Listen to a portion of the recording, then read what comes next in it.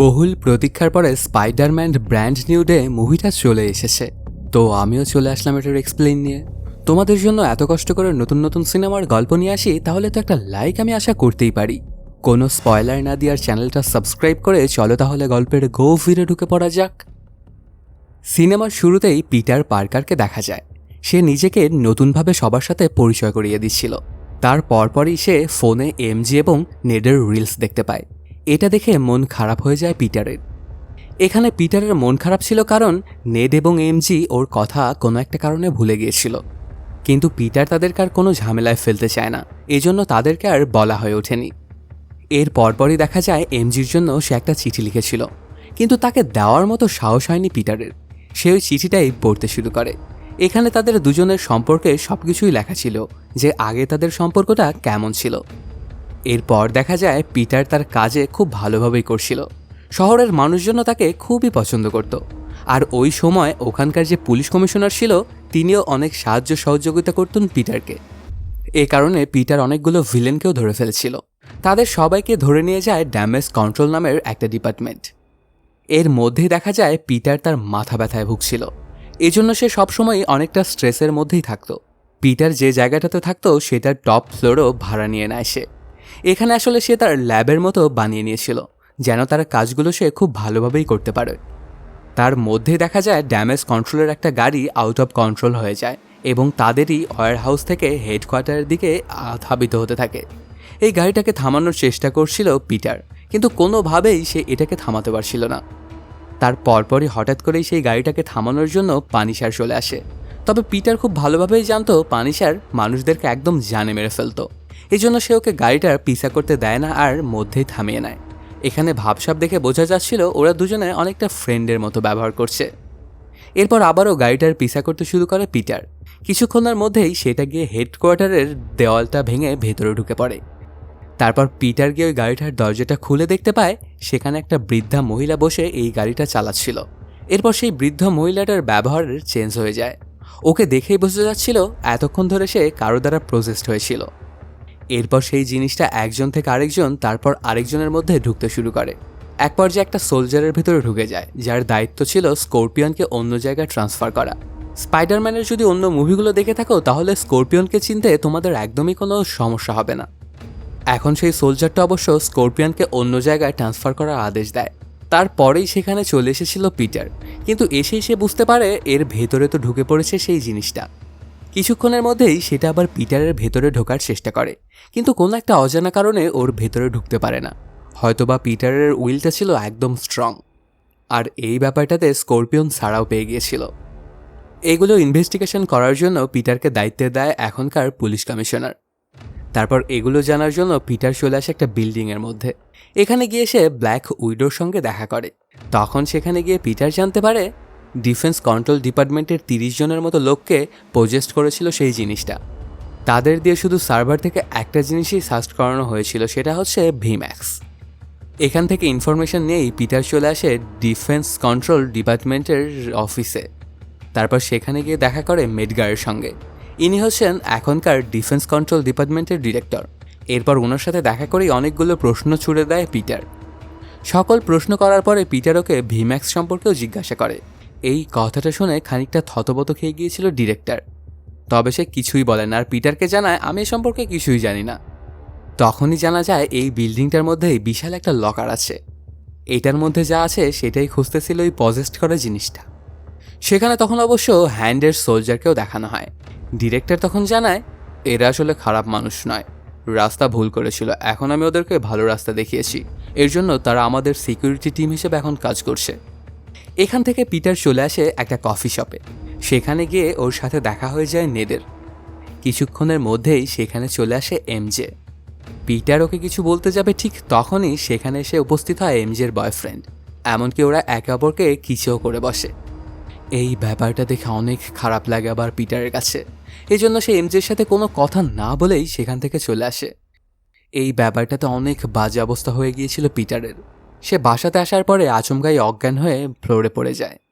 পরদিন সকালবেলাতে যখন ওর ঘুমটা ভাঙে তখন সে নিজেকে একটা কোকুনের মধ্যে আবিষ্কার করে। সে নিজের বিল্ডিং থেকে নিচের দিকে ঝুলছিল। সে বুঝে উঠতে পারছিল না যে ওর সাথে এমনটা কেন ঘটছে।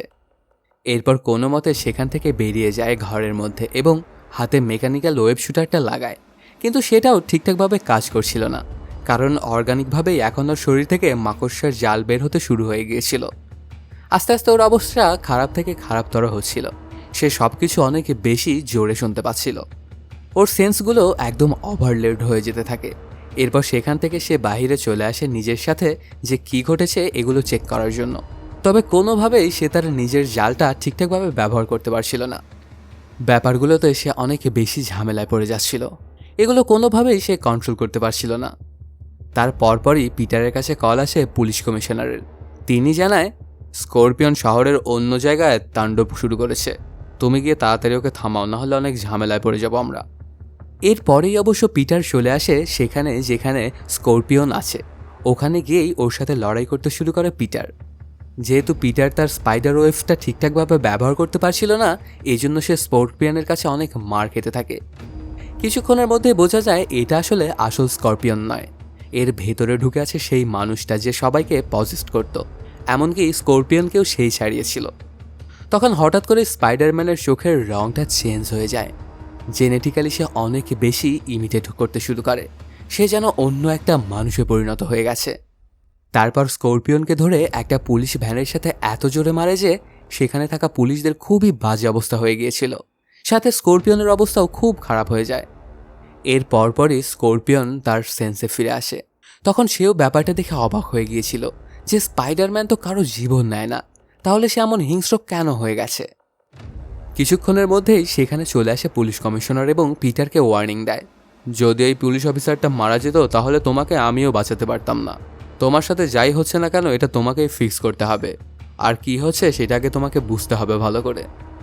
এর পরপরই পিটার চলে আসে আইআইটির মধ্যে এবং গিয়ে ডক্টর ব্যানারের সাথে দেখা করে। ওই সময়টাতে ক্লাসের সবাইকে ডক্টর ব্যানার ফিজিক্স পড়াচ্ছিল। পিটার এখানে নিজের অন্য নাম বলে ওর সাথে দেখা করে এবং জেনেটিক্যাল মিউটেশন সম্পর্কে কথা বলতে থাকে, কারণ ডক্টর ব্যানার নিজেও এটা নিয়ে কাজ করছিল এবং সে যেন যখন তখন হালকে পরিণত না হয় এটাতে সে সাকসেসফুলও হয়েছিল। পিটারও চাইছিল তার মধ্যে যে চেঞ্জগুলো হচ্ছে সেগুলো থামানোর জন্য। এই জন্য সে ব্যানারের মতোই একটা ইনহ্যাবিটর বানাতে চায়, যেন সে তার আগের পাওয়ারগুলো ব্যবহার করতে পারে খুব স্বাচ্ছন্দ্যের সহিত এবং কোনো ঝামেলা করতে না হয়। ওর সাথে কথা বলার সময় অবশ্য ব্যানার বুঝতে পারে যে পিটার আসলে ওর ছাত্র নয়। এরপর ওনার সাথে কথা বলা শেষ করে পিটার চলে আসে বাড়িতে এবং ইনহ্যাবিটারটা বানানোর কাজে লেগে পড়ে, যেন সে নিজের ডিএনএকে কন্ট্রোল করতে পারে। অনেকক্ষণ চেষ্টা করার পরে সে অবশ্য সে বানিয়েও ফেলে জিনিসটা, কিন্তু সে যে জিনিসটা বানিয়েছিল এটা বারবারই নষ্ট হয়ে যাচ্ছিল। এটা কোনো একটা অজানা কারণে বারবারই ওভারহিট হয়ে যাচ্ছিল। যখন সে এটা ট্রাই করছিল তখন অনেক বাজেভাবে ফেল করছিল। এক পর্যায়ে তো একটা ছাদ থেকে নিচে পড়ে অনেক বাজে দশা হয়ে যায় পিটারের, এমনকি ওর কাছে থাকা ওয়েভ গ্রেনেডটাও ফেটে যায়। তার পরপরই ওর সাথে এসে দেখা করে একটা লোক। ও পিটারের সাথে এমনভাবে কথা বলছিল এটা দেখেই পিটার বুঝতে পারে একেও পজেস্ট করেছে সেই জিনিসটা। যখন ওই লোকটা পিটারের সাথে কথা বলছিল তখন সে বুঝতে পারে যে আসলে ব্যক্তিটা চলে গিয়েছিল পিটারের বাড়িতে এবং সেখানে গিয়ে বিভিন্ন জিনিসপাতি ঘাটাঘাটি করছিল, এমনকি সে এনজের সম্পর্কেও জেনে গিয়েছিল। তখন সে পিটারকে বলে, তুমি আমাদের কাজের মধ্যে আসবে না, স্করপিয়ন আমার জন্য কাজ করছে, এই জন্য তুমি যদি ওর সামনে বাধা হয়ে দাঁড়াও তাহলে কিন্তু আমি এমজেকে উঠিয়ে নিবার ওকে মেরে ফেলবো। এটা বলেই সে যেতে থাকে এমজের দিকে। তখন পিটার এবং তার মধ্যে রেস লেগে যায়। বিভিন্ন মানুষকে পজেস্ট করে আগাচ্ছিল এমজির দিকেই। তখন অবশ্য পিটারের একটা এআই অ্যাসিস্ট্যান্টকে দেখানো হয়, ওর নাম ইফি। কিছুক্ষণের মধ্যেই ইফি এটা ডিটেক্ট করে নিয়েছিল যে ওই ব্যক্তিটা 33 ফিটের বেশি দূরত্বে কারোর মধ্যে ঢুকতে পারে না। এগুলো জানার পরে সেই জিনিসটা একটা হেলিকপ্টার চালকের মধ্যে ঢুকে যায়। তখন অবশ্য ওকে আবার এমন একটা জায়গায় পিটার আটকে ফেলে যেখান থেকে সবার দূরত্ব ছিল প্রায় 33 ফিটের বেশি।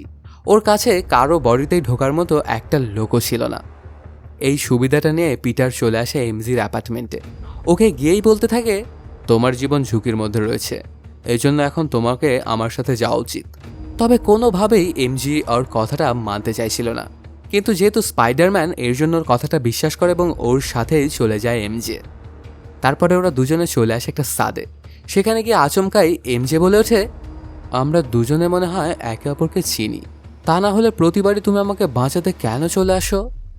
এরকম বলতে বলতে এক পর্যায়ে পিটারের মাস্কটা খুলে ফেলে এমজে এমন একটা ভাব নিচ্ছিল যেন ওর সব কিছুই মনে পড়ে গেছে। তারপর পিটারকে সে আচমকাই কিস করে বসে। এই ব্যাপারটা আবার খুব ভালোই লাগছিল পিটারের কাছে, কিন্তু কিছুক্ষণ পরেই এটা জানা যায় যে এটা আসলে এমজে ছিলই না, ওর বডিতে প্রজেস করেছিল সেই ব্যক্তিটা। তারপর এমজেকে কষ্ট দেওয়ার জন্য ছাদ থেকে সেটা লাফ দেয়, তবে ওকে অবশ্য ধরে ফেলে পিটার। ওকে বাঁচানোর পরপরই সেখানে একটা গাড়ি চলে আসে। যিনি ড্রাইভিং করছিল তার থ্রুতে সেই পজেস করা ব্যক্তিটা বলতে থাকে, তুমি আমার রাস্তাতে এসো না, যদি আসো তাহলে কিন্তু এর পরের বার এনজি আর জীবিত ফিরবে না। এইটুকু বলেই সেখান থেকে চলে যায় ওরা। চলে যাওয়ার সময় ওর গাড়ির পেছনের সিটে বসে থাকা ওই ছবিটা ক্যাপচার করে নেয় পিটারের সানগ্লাসে থাকা ক্যামেরা। পরে জানা যায় এটা হচ্ছে জিন গ্রে। সেখান থেকে এমজেকে বাঁচিয়ে পিটার সোজা চলে আসে পানিশারের হাইড আউটে। সেখানে যাওয়ার পরপরই অনেকগুলো ট্র্যাপের মুখোমুখি হয় ওরা দুজন, একদম প্রায় মরতে মরতে বেঁচে যায় ওরা। এরপর দেখা করে গিয়ে পানিশারের সাথে, ওকে বলতে থাকে, এখন তোমার সাহায্য প্রয়োজন। যেভাবে তোমাকে আমি আইল্যান্ডে বাঁচিয়েছিলাম ঠিক সেভাবে তুমি এখন এমজের দিকে নজর রাখবে। প্রথমে তো কোনোভাবেই এই ব্যাপারটাতে রাজি হচ্ছিল না পানিশার, তবে পিটারও তো নাসর বান্দা, সেও সারতে একদমই নারাজ। এজন্য এক পর্যায়ে রাজি হয়ে যায় পানিশার। এরপর ওরা দুজনে ঢুকে পড়ে পানিশারের ঘরের মধ্যে। তখন এমজে গিয়ে এই পানিশারের পরিবারের ছবি দেখিয়ে বলে, এগুলো কারা, এগুলো কি তোমার পরিবার? এই ব্যাপারটাতে খানিকটা রাগান্বিত হয়ে যায় পানিশার আর বলতে থাকে, এখানে থাকতে হলে তোমার কিছু রুলস মেনটেন করতে হবে। তুমি আমার পরিবার সম্পর্কে কিছু জিজ্ঞেস করতে পারবে না, আমার সম্পর্কে কিছু জিজ্ঞেস করতে পারবে না, আমার কোনো জিনিসপাতিও তুমি হাত লাগাতে পারবে না। এই শর্তগুলো যদি তুমি মানতে পারো তাহলে তুমি এখানে থাকতে পারবা। অন্য কোনো উপায় না থাকায় এমজিও ব্যাপারগুলো মেনে নেয়। এগুলো শেষ করার পরেই পিটার তার বাড়িতে যেতে চায় ইনহ্যাবিটারটা ঠিক করার জন্য। তখন অবশ্য পানিশার ওকে বলে, এটা ঠিক করতে তোমার বাড়িতে যাওয়ার কী প্রয়োজন আছে, আমার এখানেই ঠিক করে নাও। তোমার কি প্রয়োজন সব কিছুই আমার ল্যাবে রাখা আছে, গিয়ে খোঁজ করে তুমি ঠিক করো। এরপর পিটার এবং এমজে একটা রুমের মধ্যে থাকে, তবে মধ্য দিয়ে কার্টেন টাঙানো ছিল যেন পিটারের চেহারাটা দেখতে না পায় এমজে। ওখানে পিটার তার ইনহ্যাবিটারটা ঠিক করছিল।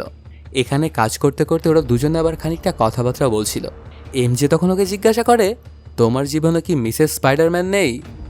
পিটার তখন জানায়, নেই, একসময় ছিল, কিন্তু তার ভালোর জন্যই তাকে আমার যেতে দিতে হয়েছে। আমার সাথে জড়িত যে কোনো মানুষের জীবনই শঙ্কায় থাকে। এগুলো বলতে বলতে পিটার ইনহ্যাবিটারটা ফিক্স করছিল, তবে সেটা কোনোভাবেই ফিক্স করতে সক্ষম হচ্ছিল না পিটার। এরপর এক পর্যায়ে এমজে এপারে চলে আসে এবং সেই ওই জিনিসটা ফিক্স করতে সাহায্য করে। আসলে পিটারের যে মাস্কটা আছে ওর ভেতরে যে গুগলটা লাগানো আছে সেটার জন্য এই ইনহিবিটরটা কাজ করছে না, কারণ এটা থেকেও একটা আলাদা রেডিয়েশন বের হয়, আর সেটার জন্যই বারবার এটা ওভারলোড হয়ে যাচ্ছিল। তখন এমজে কোডিংটাতে হালকা পাতলা একটু চেঞ্জ করে আর এতে ইনহিবিটরটা পুরোপুরি ভালো হয়ে যায়। এরপর পিটার অবশ্য একটা ইউনিভার্সাল ইনহিবিটর তৈরি করে ফেলে, যেটা পাওয়ার থাকা যে কোনো মানুষের শরীরে লাগালেই তাদের পাওয়ারগুলো চলে যাবে। এটা আসলে সে জিন গ্রের জন্য বানিয়েছিল। আসলে পিটার গাড়ির মধ্যে যে মেয়েটাকে দেখেছিল সেটা ছিল জিন গ্রেই। বাড়িতে এসে তার সম্পর্কে অনেক ইনফরমেশনও খুঁজে বের করে পিটার। কিছুক্ষণের মধ্যেই পিটারের কাছে একটা অ্যালার্ম আসে, জিন গ্রে ড্যামেজ কন্ট্রোলের হেডকোয়ার্টারে পৌঁছে গেছে। তখন পিটারও সেখান থেকে ইনহ্যাবিটারটা নিয়ে বেরিয়ে যায় জিন গ্রেকে থামানোর জন্য। যাওয়ার সময় পানিশারকে বলে যায় এমজের যেন সে ভালো করে খেয়াল রাখে। পানিশারও ওকে তখন কথা দেয়। ওখান থেকে পিটার চলে যাওয়ার পরেই এমজে বেরিয়ে আসে এবং পানিশারকে বলতে থাকে, ওই আইল্যান্ডে যেমন তোমাকে পিটার বাঁচিয়েছিল, তো এখনও তোমার উচিত গিয়ে ওকে বাঁচানো। আমি এখানে ঠিক একাই ম্যানেজ করে নিতে পারবো। তখন অবশ্য পানিশারও বুঝতে পারে এমজে সঠিক কথাই বলছে, এজন্য সেও চলে যায়। এদিকে কিছুক্ষণের মধ্যেই পিটার চলে আসে সেই ফ্যাসিলিটিটাতে। এখানে এসে সে তো হতবাক হয়ে যায়, কারণ আগে থেকেই সেখানে হাল্ক এসে উপস্থিত ছিল আর ওর মাইন্ড কন্ট্রোল করছিল জিন গ্রে। ব্যাপারটা দেখে পিটার জিন গ্রেকে বারবার বলতে থাকে, তুমি এটা ভুল করছো, হাল্ককে কন্ট্রোল করা কারো দ্বারাই সম্ভব নয়। কিন্তু ওর কোনো কথাই শোনে না জিন, আর হাল্ককে অ্যাটাক করতে থাকে। অনেকক্ষণ ওদের দুজনের মধ্যে ফাইটটা চলমান থাকে, আর জিন চলে যায় তার কাজ সফল করার জন্য। কিছুক্ষণ এভাবে থাকার পরে হাল্ক এবার জিনের কন্ট্রোলের বাইরে চলে গিয়েছিল। তারপরে সে ভয়ঙ্কর একটা রূপ ধারণ করে এবং পিটারকে প্রচণ্ড মারধর করছিল। তখনই অবশ্য সেখানে চলে এসেছিল পানিশার এবং গুলি করতে থাকে হাল্ককে। তবে এই গুলিগুলো এক ফোঁটাও ইম্প্যাক্ট করতে পারে না হাল্কের ওপর। ওকে দেখে এমনটা মনে হচ্ছিল এটা যেন ওকে খানিকটা টিকেল করছে। পিটারও বারবার চেষ্টা করছিল ওই ইনহ্যাবিটারটা হাল্কের শরীরের মধ্যে লাগানোর জন্য, কিন্তু ওর চামড়াটা এতটাই মোটা ছিল যে সেটাতে সক্ষম হয় না পিটার। কিছুক্ষণ এই ফাইটটা চলার পরে ওরা দুজনে একটা ডিসিশন নেয়। পানিশার চলে যায় জিনের সাথে ফাইট করার জন্য, আর পিটার থেকে যায় হাল্কের সাথে ফাইট করতে। তবে ব্যাপারটা একদম উল্টো খারাপই হয়ে যায়, কারণ কিছুক্ষণের মধ্যেই পানিশারকে নিজের কন্ট্রোলে নিয়ে ফেলে জিন গ্রে। আসলে ভুল করে পানিশার 33 ফিটের মধ্যে ঢুকে পড়েছিল, এর জন্যই জিন গ্রে তার কন্ট্রোলটা নিতে সক্ষম হয়। এরপর পাশে থেকে কিছু ধামাকা উঠিয়ে নেয় পানিশার এবং সেটা গিয়ে লাগায় যার ভেতরে ডিরেক্টর লুকিয়ে আছে। আসলে এইটা হচ্ছে সেই ভল্ট যেখানে সব কিছুই অনেক সুরক্ষিত থাকে, তবে ধামাকাগুলোর কাছে এই দরজাটাও টিকতে পারে না আর পড়ে যায়। এদিকে ওদের দুজনের মধ্যে প্রচণ্ড ফাইট হতে থাকে। এক পর্যায়ে পিটারের অবস্থা তো খুব বাজে হয়ে গিয়েছিল। হাল্ক ওকে মেরেই ফেলবে, তখনই সে বলতে থাকে, আমি তোমার বন্ধু। এই কথাটা শুনে কেন জানি হাল্ক পিটারকে আর মারে না, আর নিজে নিজেই বিল্ডিং থেকে পড়ে যায়। এদিকে সেই দরজাটা ভেঙে সেই ভল্টের মধ্যে ঢুকে যায় পানিশার এবং জিন। সেখানে গিয়েই ডিরেক্টরকে জিজ্ঞাসা করতে থাকে ভিম্যাক্সের সম্পর্কে।